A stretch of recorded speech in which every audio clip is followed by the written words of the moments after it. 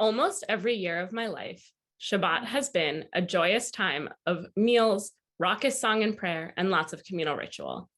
However, as Claire and I cooked dinner on Friday afternoon of our spring retreat, the usual hurried excitement I feel while preparing for Shabbat was replaced with a knot at the pit of my stomach.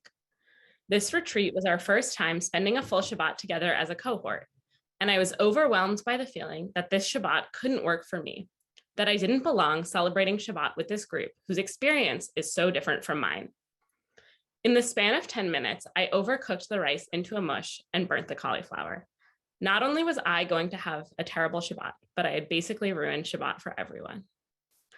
After we had finished cooking, I went to shower and changed into my Shabbat clothes.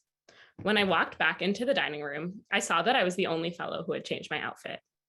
Often for me, the frantic energy that precedes Shabbat dissipates as soon as the sun sets.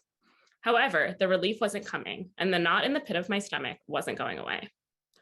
I stepped onto the deck of the retreat center, sat down at a table that David and Zoe were sitting at, and burst into tears. In trying to explain why I was crying, I was at a loss. Was I really this upset about the mushy rice, or the fact that I was the only one who changed into Shabbat clothes? I thought back to one of our earliest sessions, Rabbi Julia Watts-Belzer's session about Shabbat. She described Shabbat as a practice of gentleness and patience with our own capacity. I, in my nerves about my own Shabbat practice fitting in, about cooking the perfect Shabbat meal, about being the only one who changed my outfit, had lost the gentleness and patience with myself that is so core to the spirit of Shabbat. I dried my tears and headed inside to join in on our Shabbat ritual. Instead of blessing 2 candles, we one by one lit a candle for another member of the cohort and acknowledged our deep appreciation for each other. It wasn't my usual Kabbalat Shabbat, but in that moment, the support and gratitude from my cohort was exactly what I needed. Slowly, the relief started to flood in.